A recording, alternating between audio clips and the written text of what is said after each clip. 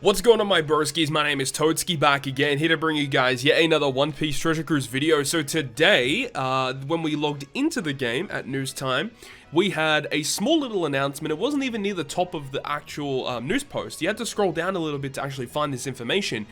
But they've actually stated that there is going to be a survey, a player survey, just to get some feedback from the community, see what they want to see, potentially just getting some information about the player base in general, because getting info about the player base is actually very important, because that can determine what characters or events are going to be releasing surrounding, you know, particular events, or what the player base likes to see, or what they didn't like to see. So this is actually very, very important. So I'll leave the link to the actual survey down below in the video description. I'll probably leave it as a pinned comment as well. So make sure to come over here, check it out, and by doing so, you'll actually get given 5 rainbow gems for clearing it, as long as you have your user ID. You put in your user ID, you fill out the survey, and then you get given the 5 rainbow gems after the event period, which is good, right? You know, why not do it, right? Because it's going to help out the community, and you get rewarded for doing it. So make sure to go ahead and do it. So in this video, I'm going to go through it, give my thoughts and opinions, and we'll just kind of discuss it as we go along first. So I'll leave my player ID till last, and I'll input that before we submit it. Gender, male. How old are you? I am... Yeah, this one. I just double think. I just like think that one for a second. I'm like, yeah, I'm this one. Just inside this bracket here. How long have I been playing One Piece Treasure Cruise? Since before the French anniversary. Started playing again during the French anniversary. So this is like, if you're a returning player, started playing when the French anniversary happened. So this is a new player, returning player, other, and then just before. Yeah, so I was before the French anniversary, of course. I started playing like a month after this game came out, or during the opening month of the game. So yeah, I've been playing for a very long time.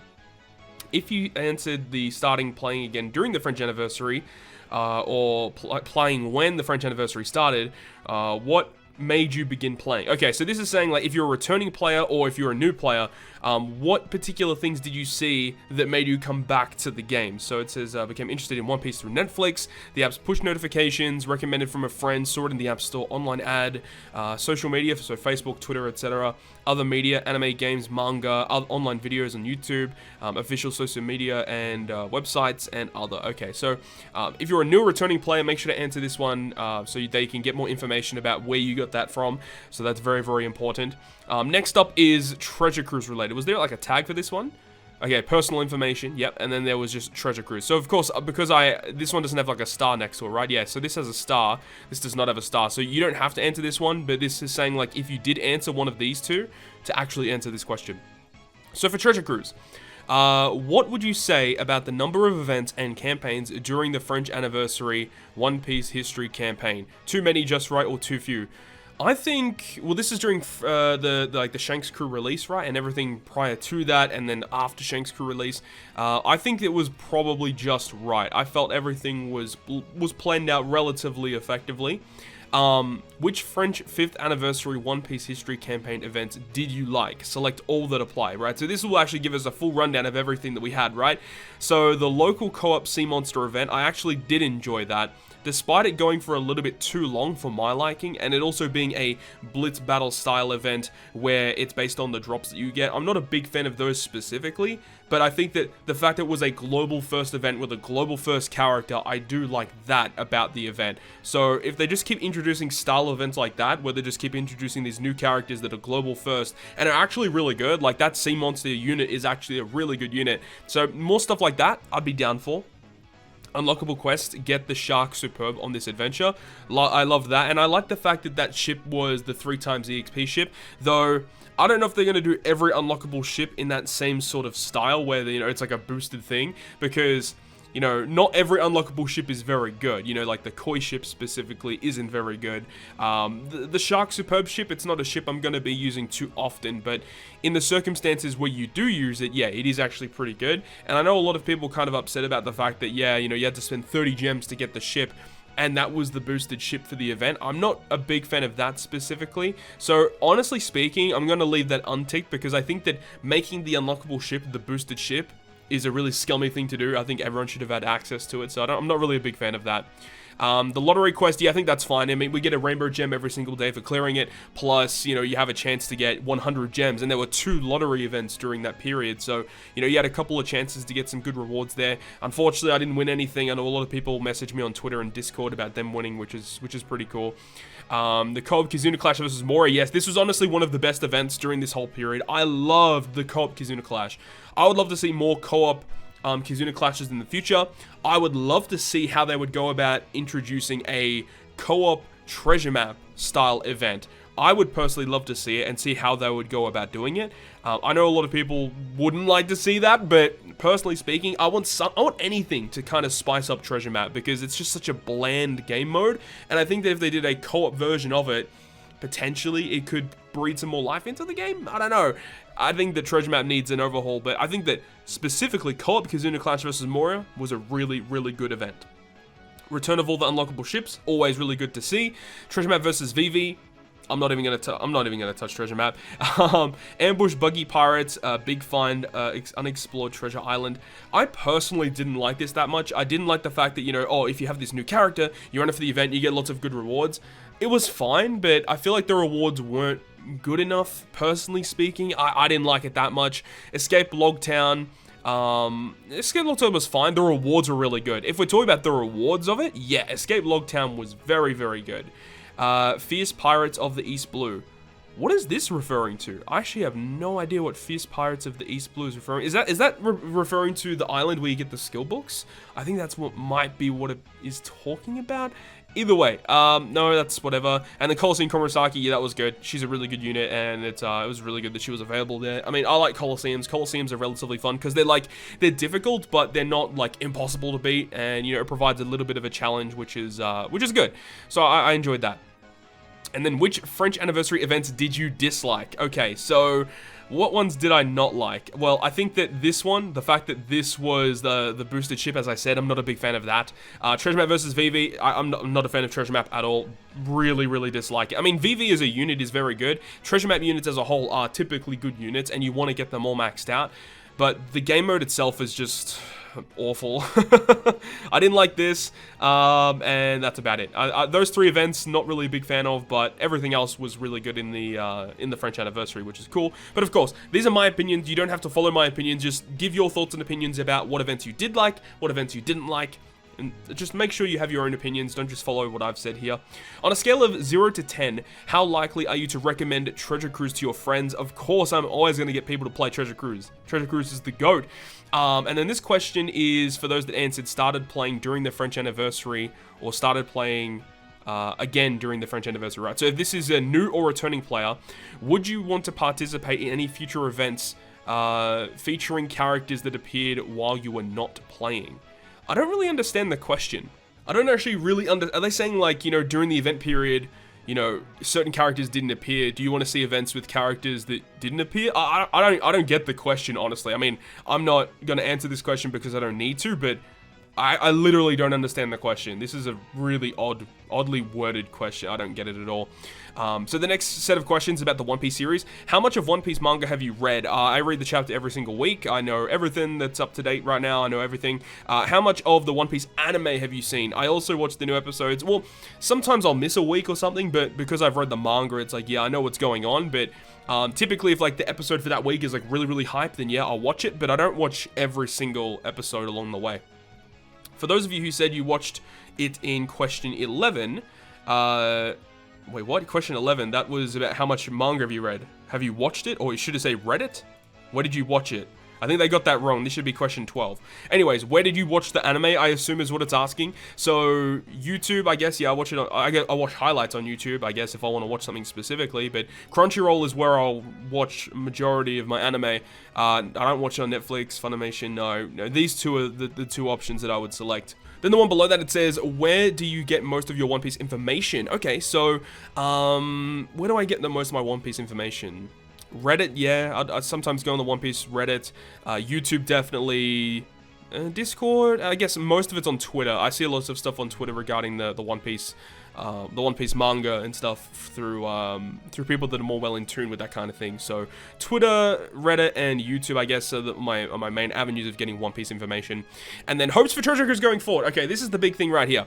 Are you interested in any real-life sponsored One Piece Treasure Cruise events, such as fan meetups? Absolutely. If you are not selecting absolutely, I don't understand where you're coming from. Like, legitimately, this is a good thing for the community for things like this to happen. Now, obviously, with current events that are going on in the world with COVID-19, of course, there's nothing like that that's going to be happening this year.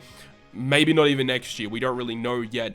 But 100% we want to see more real-life events with One Piece Treasure Cruise, because we saw how successful the VIP event was last year, and I'm sure they probably would have had plans to do it again this year. Unfortunately, with events that have happened, they couldn't do that. But I think that moving forward, yeah, definitely if there's any opportunity for them to organize an IRL event for people to go to play the game, learn about the game, and just meet people, that would be fantastic. So for sure, absolutely would love to see more events pertaining to One Piece Treasure Cruise in terms of real life sponsored events. That would be amazing. And that's it in terms of hopes for Treasure Cruise going forward. That's a little disappointing. Most of this is kind of redundant information about Treasure Cruise. I guess they want to know from newer and returning players, I suppose. But honestly speaking, I thought I would have seen more stuff about Treasure Cruise going forward. That's a little odd.